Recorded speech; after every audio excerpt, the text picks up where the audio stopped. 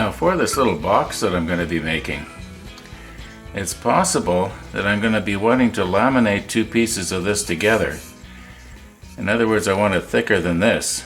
I'm not sure yet what I'm going to do for the box. So what I'm going to do is I'm going to make one side perfectly flat, so if I decide to glue them together, it'll work out. At least that's the plan.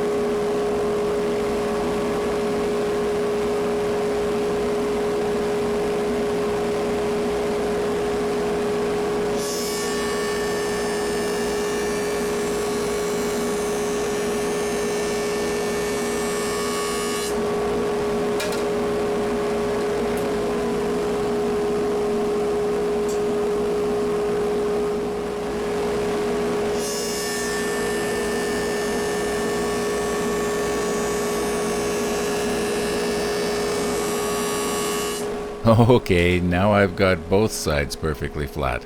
Now I can choose. I probably only lost 1/8 of an inch, maybe even less. As you can see there, that ring is approximately 2 1/4 inches in diameter. Now, because I don't want the box to be a whole lot bigger than that, there's no use cutting the blocks for this any bigger than they have to be, so I'll cut them about 2 1/2 inches square. Now, I've learned the hard way that sometimes your work will slide in or out on you when you're doing something like this, so clamping it to the fence prevents that. You get a nice smooth cut. Now, as you can see, that piece of cedar, or whatever it is in beautiful condition.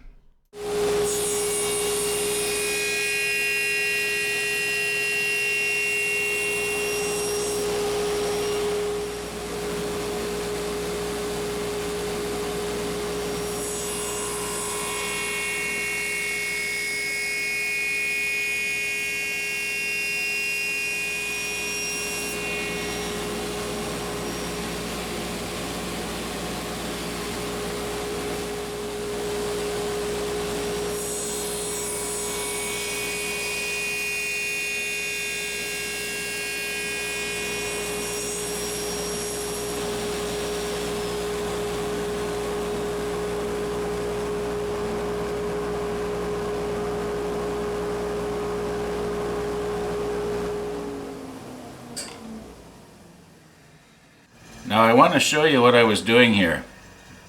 I know there was all kinds of people that were thinking my fingers are too close to the blade, and once again they'd be right. But here's a little tip, and I'm not trying to teach you to do things that are dangerous. I'm going to show you what I do in a situation like this. Now I shut the saw off with my leg. The switch, the stop switch is just by my left leg, and all I had to do is push in on it. I held the block right here. I did not pull it back, because what can happen is it will twist on you like this, and then it will catch and it'll come flying back at you. I've never had it happen, but I've heard that it can happen. So, just use common sense. I know I could have used my power miter and cut this off, but then I'd have had to set it up. And yeah, well, those are pretty much the same. Okay, I can glue those together. Now you'll probably notice that I used the feather board in one of those cuts. Well, I know you couldn't see it because the camera was looking from over there this way, but when the little piece completely separated from the other half, the feather board was no longer pushing the little piece in against the blade. Now, had I had the feather board like this, which is what a person would think they should do to keep it up, keep it as straight as possible, but then what's going to happen is once it breaks off here, or cuts off here, and this piece is no longer attached to this piece, the feather board is going to be pushing the piece against the blade. Whereas if it's back here, it's not. I hope you understand what I'm trying to say there. Just a little tip that I found helpful for myself. Now this is the way that little piece was cut. You see the grain matches up here. Now there's a couple of different ways I can do this. Now I can either do a mirror image thing for the end grain and flip one of these over, and then the end grain will be sort of a mirror image, or I can go like this. And that way the end grain will be at the same angle, and I think that's the way I'm going to go.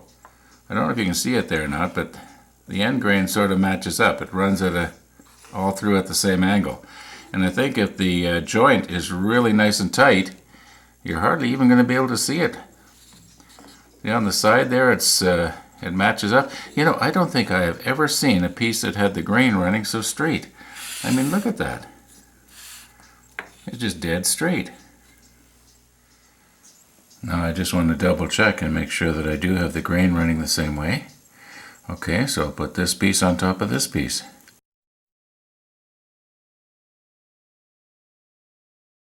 I think I put on too much glue. Now what's probably going to happen is it's going to ooze out, plug up the end grain, and then my cactus juice process won't work as well. So that's going to mean that I'm going to have to cut the ends off there to remove the glue. Now, clamp those. Well, yeah, it's too bad. I'm going to be smearing the glue around on the end grain. I didn't want to do that.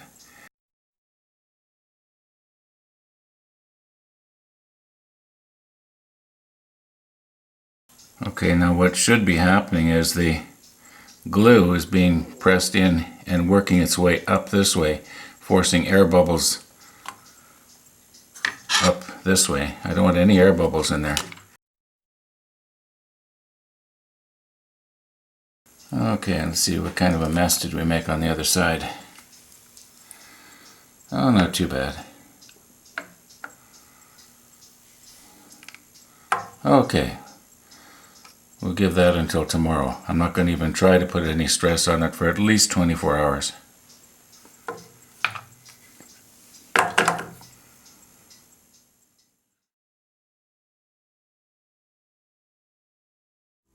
Now you can see here that this is approximately 1.7 inches across. A pen blank is generally 3/4 of an inch by 3/4 of an inch. So if I split this, it should be slightly bigger than the average pen blank.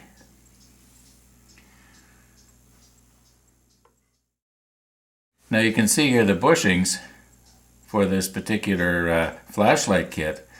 They're pretty good size. In fact, they're the biggest bushings I've got.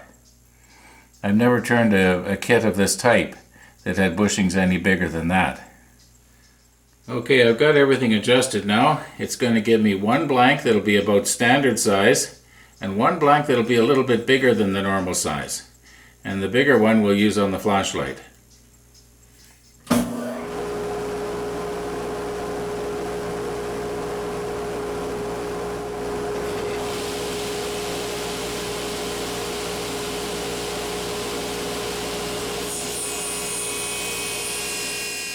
Now, like the old saying goes, don't do this at home.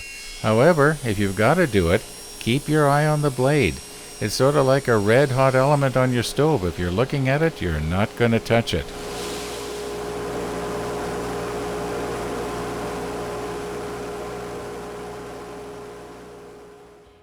Now obviously the blue acrylic blank in the center is a standard 3/4 inch square. The one on the right is just a little bit less. Now I do believe that is still going to be plenty big enough for, say, like a Sierra kit or even bigger.